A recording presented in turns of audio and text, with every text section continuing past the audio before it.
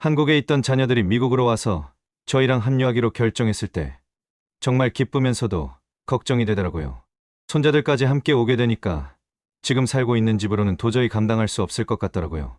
현재 살고 있는 집은 와이프랑 살기엔 부족함이 없는 적당한 크기의 콘도인데 자녀 가족까지 합치면 총 6명이 살아야 하는 상황이었어요. 아무리 가족이라고 해도 이건 너무 비좁더라고요. 그래서 어쩔 수 없이 큰 집을 알아보기 시작했습니다. 처음에는 단순하게 생각했어요. 기존에 살던 집을 팔고 그 돈에 조금 더 보태서 큰 집을 사면 되겠다고 말이죠. 그런데 막상 부동산을 돌아다니면서 집을 보니까 현실이 그렇게 간단하지 않더라고요. 우리 지역에서 4베드룸 3바스룸 정도 되는 괜찮은 집들은 대부분 90만 달러에서 100만 달러를 훌쩍 넘어가는 가격이었어요. 현재 집을 팔아도 큰 금액은 안 나올 것 같은데 그렇다면 집값과 이사 비용 등등 추가로 여유자금까지 총 100만 달러는 잡아야 안정적인 상황이 될 것 같은 거예요.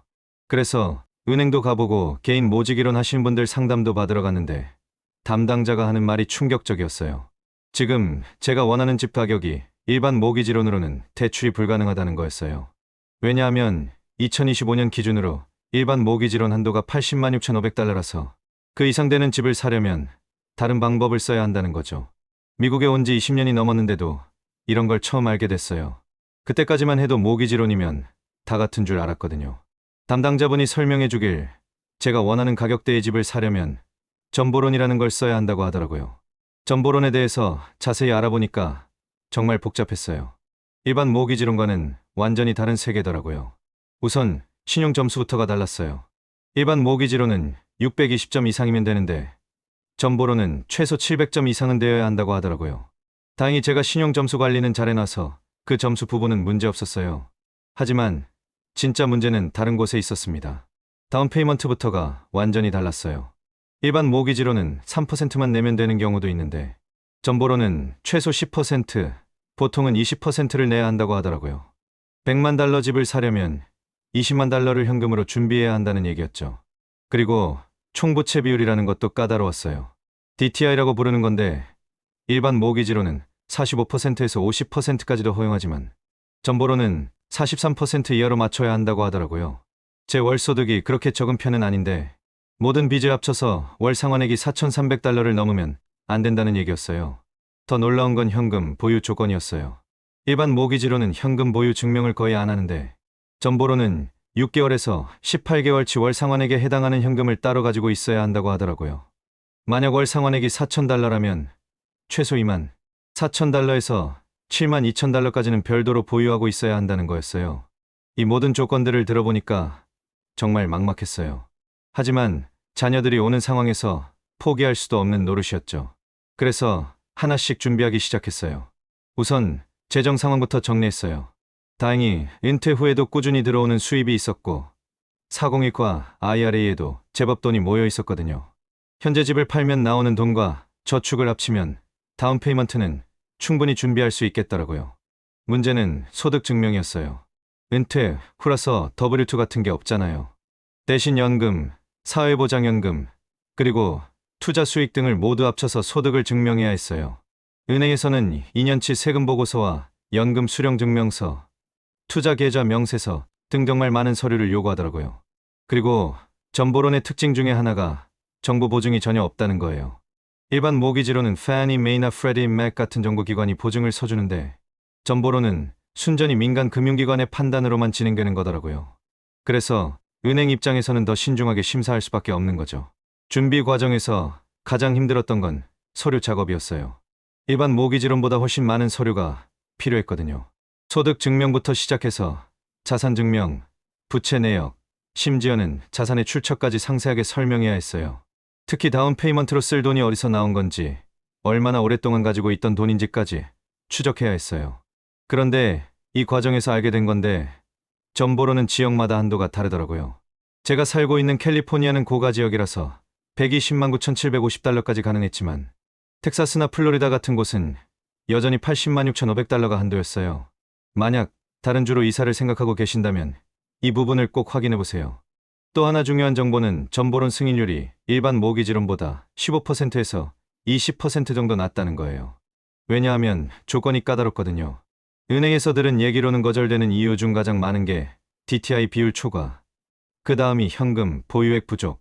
세 번째가 신용 점수 미달이라고 하더라고요. 그래서 미리미리 이런 부분들을 점검해 보는 게 정말 중요해요. 그리고 준비 과정에서 알게 된 건데 점보론에도 여러 종류가 있더라고요. 30년 고정금리가 가장 일반적이지만 ARM이라고 하는 변동금리 상품도 있었어요. 처음 5년이나 7년은 고정금리로 가다가 그 이후부터는 시장금리에 따라 변동되는 방식이었죠. 제 경우에는 30년 고정금리를 선택했어요. 왜냐하면 변동금리는 아무래도 위험 부담이 크고 특히 제 나이를 생각하면 안정적인 게 최우선이었거든요. 물론 초기 금리는 ARM이 조금 더 낮았지만 장기적으로 봤을 때는 고정금리가 더 안전하다고 판단했어요. 신청 과정도 일반 모기지론보다 훨씬 까다로웠어요. 신용조회도 더 자세히 하고 소득 검증도 더 철저하게 하더라고요. 그리고 부동산 감정평가도 더 엄격하게 진행됐어요.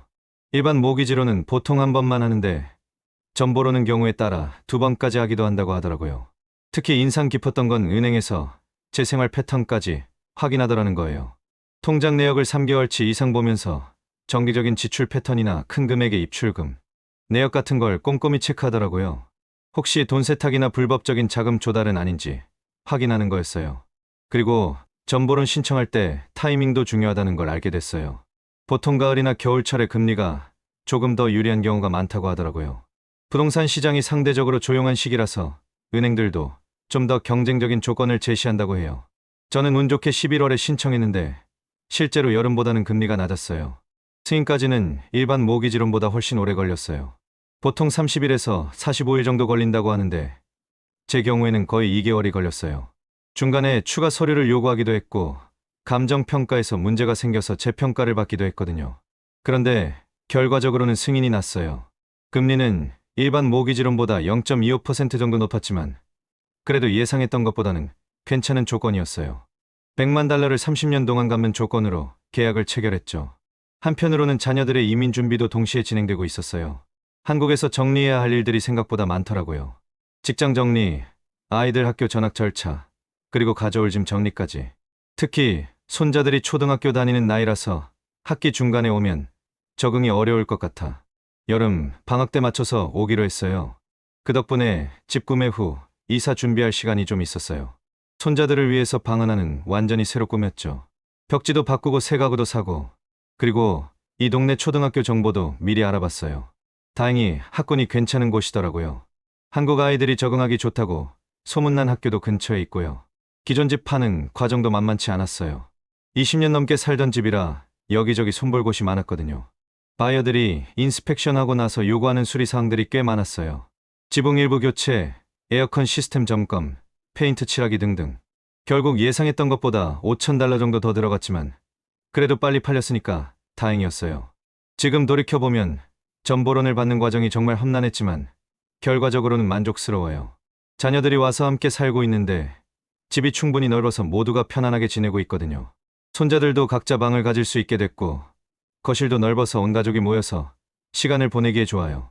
점보론을 받으면서 느낀 점들을 공유하자면 우선 미리미리 준비하는 게 정말 중요해요. 일반 모기지론처럼 급하게 준비해서 될 일이 아니거든요.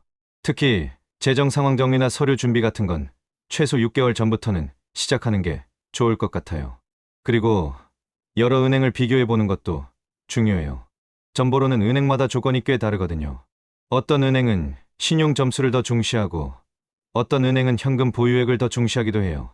금리나 수수료도 은행마다 차이가 나니까 꼼꼼히 비교해 보세요. 또 하나 중요한 건 부동산 에이전트 선택이에요. 점보론으로 집을 사는 과정은 일반 모기지론과 다른 부분이 많아서 경험이 있는 에이전트와 함께하는 게 좋아요. 특히 감정평가나 인스펙션 과정에서 문제가 생겼을 때 어떻게 대처해야 하는지 아는 에이전트를 찾으세요. 마지막으로 점보론도 재용자가 가능해요.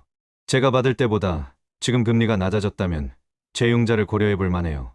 다만 재용자 할 때도 처음 받을 때와 비슷한 조건들을 다시 확인받아야 하니까 그 점은 미리 알아두세요.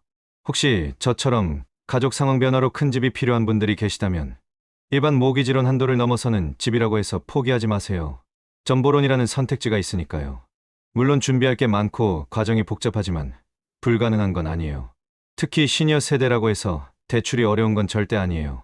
오히려 안정적인 수입과 충분한 자산이 있다면 점보론 승인에 유리할 수도 있어요. 다만 나이를 고려해서 대출 기간이나 상환 계획을 신중하게 세우는 게 중요하죠. 실시간으로 제보와 사연을 받고 있습니다. 여러분의 생각과 의견을 자유롭게 댓글로 남겨주세요. 구독과 좋아요는 채널 운영에 큰 힘이 됩니다.